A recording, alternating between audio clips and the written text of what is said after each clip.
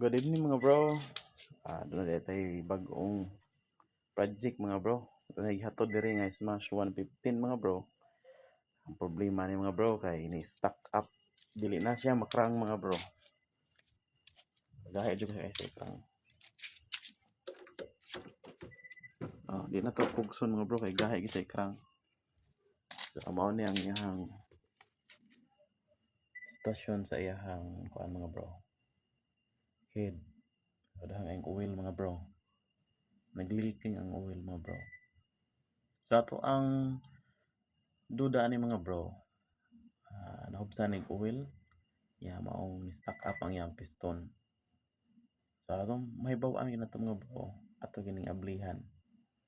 Ugma na pohon kay gabi naman ron. So ayos mga bro, salamat mao ni atong bagong project. Maintag maayo ni. God bless.